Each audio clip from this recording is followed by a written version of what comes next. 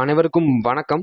நான் உங்கள் சக்தி. இந்த வீடியோவில் நம்ம மருத்துவவியல் பார்ட் 2 தான் பார்க்க போகிறோம். ஆல்ரெடி நம்ம பார்ட் 1 பார்த்துட்டோம். இந்த வீடியோவில் நம்ம பார்ட் 2 தான் பார்க்க போகிறோம். ஓகேவா?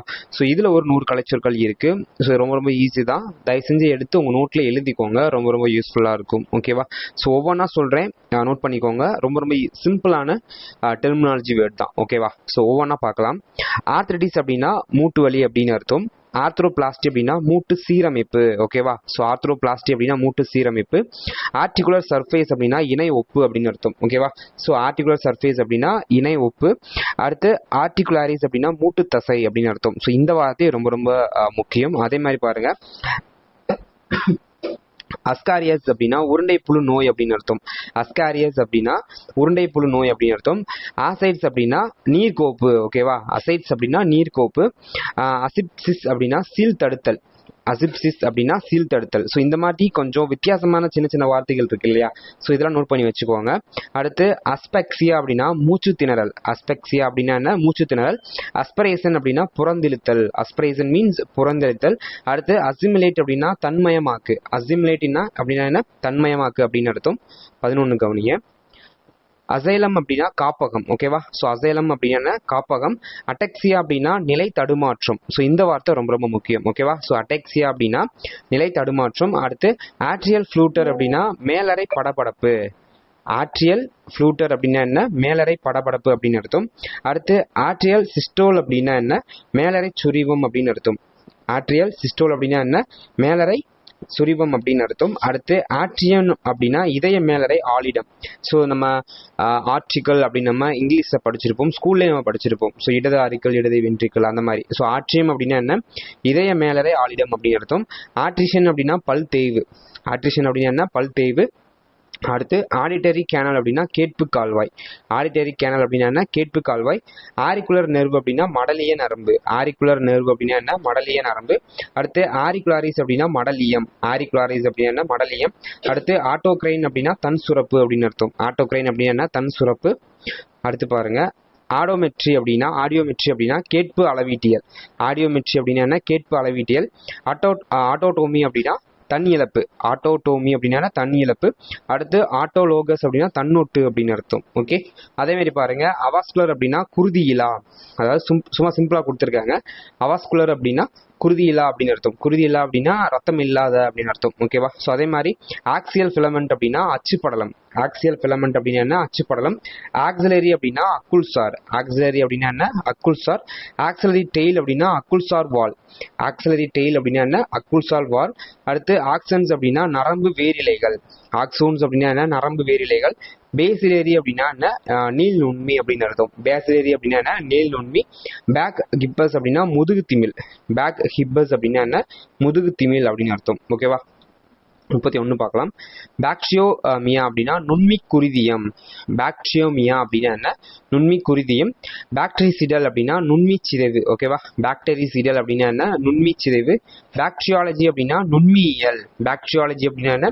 பாக்டீரியா உங்களுக்கு தெரியும். ஸோ நம்ம தமிழ்ல நுண்மி அப்படின்னு நம்ம சொல்லுவோம். ஸோ அதை பத்தி படிக்கக்கூடிய அந்த ஸ்டடீஸ்க்கு தான் வந்து நுண்மியியல் அப்படின்னு அர்த்தம். ஓகேவா? அதே மாதிரி பாக்டீரியோஸ்டேட்டிஸ் அப்படின்னா நுண்மி கட்டு அப்படின்னு அர்த்தம். பாக்டீரியோஸ்டேட்டிஸ் அப்படின்னா என்ன? நுண்மி கட்டு.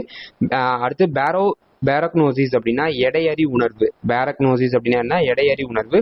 பேராஸ்கோப் அப்படின்னா காற்றழுத்தமானி. பேராஸ்கோப் அப்படின்னா என்ன? காற்றழுத்தமானி. அடுத்து பேரியூரியா அப்படின்னா அடர் நீரியம் அப்படின்னு அர்த்தம். பேரியூரியா என்ன? அடர் நீரியம். பேசல் லேமினா அப்படின்னா அடிப்படலம். பேசல் லேமினா அப்படின்னா என்ன? அடிப்படலம். பேசல் பிளேட் அப்படின்னா அடித்தட்டு. பேசல் பிளேட் அப்படின்னா என்ன? அடித்தட்டு. பேசின் அப்படின்னா குழிக்கிண்ணம் அப்படின்னு அர்த்தம். பேசின் அப்படின்னா என்ன? குழிக்கிண்ணம். ஓகேவா? ஸோ அடுத்து பார்க்கலாம்.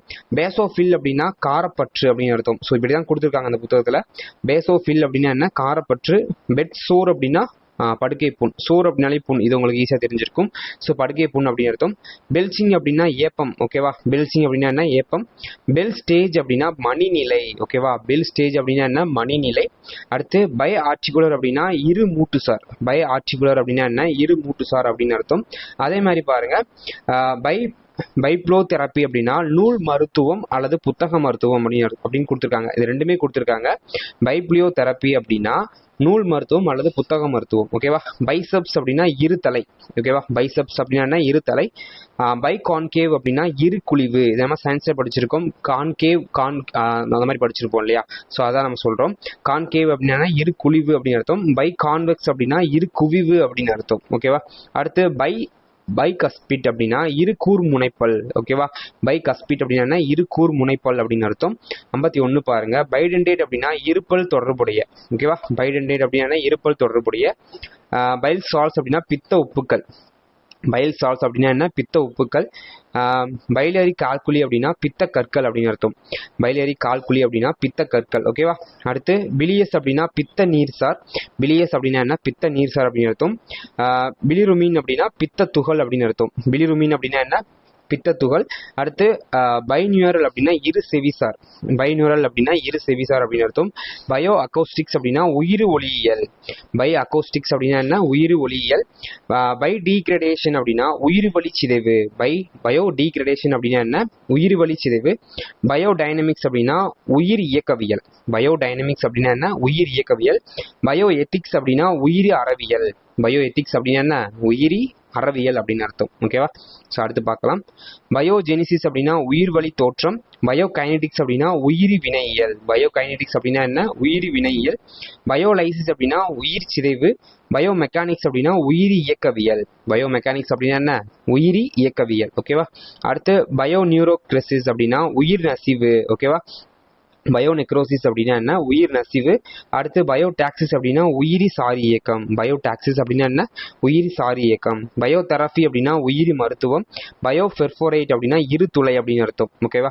ஸோ அதாவது பை பெர்ஃபோரேட் அப்படின்னா இரு துளை அப்படின்னு அர்த்தம். பை பொட்டன்ஷியல் அப்படின்னா இரு வகை திறனுடைய. பொட்டன்ஷியல் அப்படின்னாலே நம்ம தெரிஞ்சுக்கிறோம். திறன் அப்படிங்கிறத நம்ம பொட்டன்ஷியல் நம்ம இங்கிலீஷ் சொல்லுவோம். பை பொட்டன்ஷியல் அப்படின்னா இரு வகை திறனுடைய. பைராமஸ் அப்படின்னா இரு கிளையுடைய அப்படின்னு அர்த்தம். ஓகேவா. ஸோ பைராமஸ் அப்படின்னா இரு கிளையுடைய அப்படின்னு அர்த்தம். ஓகேவா. 71 கவனிங்க. பைஸ்ட்ராச்சல் அப்படின்னா ஈரடுக்குடைய. பைஸ்ட்ராச்சல் அப்படின்னா என்ன? ஈரடுக்குடைய. பிளாடர் கால் அப்படின்னா பித்தப்பை. பிளாடர் கால் அப்படின்னா என்ன? பித்தப்பை. அடுத்து பிளாஸ்டிமா அப்படின்னா உயிரணு குவியல். ஓகேவா. பிளாஸ்டிமா அப்படின்னா உயிர்பணு குவியல் அப்படின்னு அர்த்தம். பிளாஸ்டிக் கிரைசிஸ் அப்படின்னா வளர்ம இடர்பாடு. ஓகேவா. பிளாஸ்டிக் கிரைசிஸ் அப்படின்னா என்ன? வளர்ம இடர்பாடு. அடுத்து பைராமஸ் அப்படின்னா இரு கிளையுடைய அப்படின்னு அர்த்தம். ஸோ ஆல்ரெடி இந்த வார்த்தையை பார்த்துட்டோம். ஸோ இந்த வார்த்தை வந்து எக்ஸ்ட்ரா இருக்கு, நோட் பண்ணி வச்சுக்கோங்க. பட் எல்லாத்தையும் மிச்சம் எல்லாத்தையும் ஒன் பை நோட் பண்ணி வச்சுக்கோங்க.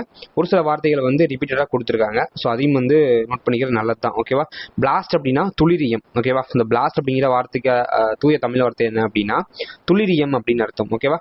பிளாஸ்டு கோல் அப்படின்னா கருக்கோள குழி. ஓகேவா. பிளாஸ்டு கால்னாலே குழி அப்படின்னு அர்த்தம். அதை வச்சு ஃபைன் பண்ணிடலாம். அதே மாதிரி பிளாஸ்டோ டிஸ்க் அப்படின்னா கருத்தட்டு. பிளாஸ்டோ டிஸ்க் அப்படின்னா என்ன? கருத்தட்டு. பிளாஸ்டுலா அப்படின்னா கருக்கோளம். ஓகேவா. பிளாஸ்டுலா அப்படின்னா என்ன? கருக்கோளம்.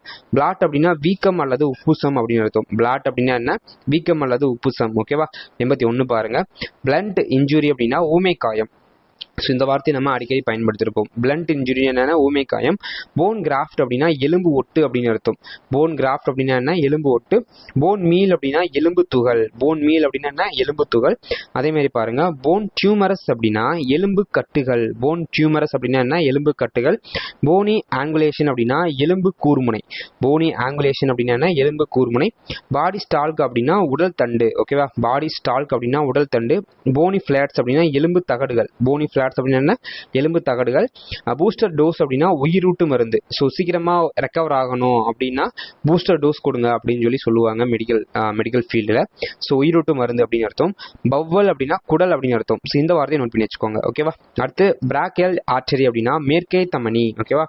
பிராக்கையல் ஆர்டரி அப்படின்னா மேற்கை தமனி அப்படின்னு அர்த்தம். ஓகேவா. ஸோ 91 பாருங்க. பிரைன் ஸ்டெம் அப்படின்னா மூளைத்தண்டு அப்படின்னு அர்த்தம். ஸ்டெம் அப்படின்னாலே கண்டுபிடிச்சிடலாம். ஸோ பிரைன் ஸ்டெம் அப்படின்னா மூளைத்தண்டு. பிரன் அப்படின்னா தவிடு அப்படின்னு அர்த்தம். பிரான் அப்படின்னா என்ன? தவிடு அப்படின்னு அர்த்தம். பிரிட்டில் அப்படின்னா நொறுங்கு. ஓகேவா. ஸோ இதெல்லாம் நம்ம ஈஸியாக வந்து கண்டுபிடிச்சிட முடியும். இந்த வார்த்தைக்கு தான் அர்த்தம் அப்படின்ட்டு. அதே மாதிரி பாருங்க. பிரான்கையல் வீன்ஸ் அப்படின்னா பரிகுழல் சிரைகள். பிரான்கையல் வீன்ஸ் அப்படின்னா பரிகுழல் சிரைகள். அடுத்து பிரான்காலஜி அப்படின்னா மூச்சுக்குழல். ஓகேவா. ஸோ மூச்சுக்குழல் பற்றி படிக்கிற ஸ்டடீஸ் இருக்கு இல்லையா, ஸோ அதான் வந்து ப்ரான்காலஜி அப்படின்னு நம்ம சொல்கிறோம். அடுத்து பிரக்சிசம் அப்படின்னா பல்வெறு உறுதல். பிரக்சிசம் அப்படின்னா என்ன, பல்வெறு உறுதல். அடுத்து பக்கல் கேவிட்டி அப்படின்னா வாய்க்குழி. பக்கல் கேவிட்டி அப்படின்னா என்ன, வாய்க்குழி. பிரஸ்ஸிங்ஸ் அப்படின்னா கன்றிய காயம். ஓகேவா. ஸோ பிரஸ்ஸிங்ஸ் அப்படின்னா என்ன, கன்றிய காயம். அடுத்து பக்சினேட்டர் அப்படின்னா கண்ணத்தசை. ஓகேவா. ஸோ பக்சினேட்டர் அப்படின்னா என்ன, கண்ணத்தசை அப்படின்னு வரும். பல்பர் பல்போ அப்படின்னா குமிழ் குமிழ அப்படின்னு அர்த்தம். ஸோ ரெண்டு வார்த்தை, பல்பர் அப்படின்னா குமிழ்னு அர்த்தம், பல்போனா குமிழ அப்படின்னு அர்த்தம். ஸோ இது சேர்த்து தான் வந்து அந்த புத்தகத்தில் கொடுத்துருந்தாங்க. ஸோ ரொம்ப ரொம்ப முக்கியமான 100 டெர்மினாலஜி வேர்ட்ஸ் பார்த்துருக்கோம் அந்த புத்தகத்தில் இருந்து. ஸோ ரொம்ப ரொம்ப யூஸ்ஃபுல்லாக இருந்திருக்கும் நினைக்கிறேன் இந்த வீடியோவில். ஸோ அடுத்தடுத்து இன்னொரு 8 வீடியோஸ் வரும் இந்த டாபிக் சம்மந்தமாக. ஸோ மொத்தம் ஒரு 1000 கலைச்சொற்கள். ஜஸ்ட் ரீட் விட்டால் போதும், மெமரி பண்ணணும் கூட அவசியம் இல்லை. ஓகேவா. ஸோ 2-3 டைம்ஸ் இந்த வீடியோ பார்த்தாலும் சரி, இல்லாட்டி 2-3 டைம்ஸ் நீங்கள் எழுதி வச்சு ஒரு டைம் ரீட் பண்ணாலே போதும், நம்மளுக்கு ஈஸியாக வந்து பிரைன் ஸ்டோர் பண்ணிக்கிறோம். ஓகேவா. ஸோ நம்ம ஒரு 10 மார்க் இருக்குது. ஸோ இதையும் நம்ம படிச்சுக்கிட்டு எக்ஸாமில் காம்படிட்டிவ்ல முன்னாடி வரணும் அப்படின்னா ஸோ இதெல்லாம் நம்ம எஃபோர்ட் போட்டு படித்தா மட்டும்தான் நம்ம எக்ஸாம் கிளியர் பண்ண முடியும். ஓகேவா. ஸோ தொடர்ந்து ஃபாலோ பண்ணுங்கள். ஸோ அடுத்தடுத்த பார்ட்டில் மிச்ச கலைச்சொற்கள் பார்த்துடலாம். ஓகேவா. ஸோ இப்போ தான் நினச்சா நீங்கள் ஃபர்ஸ்ட் டைம் வரீங்க அப்படின்னா மறக்காமல் லைக் அண்ட் சப்ஸ்கிரைப் பண்ணிக்கோங்க. அதுதான் எனக்கு மோட்டிவேஷனாக இருக்கும். ஓகேவா. So thank you friends, thank you.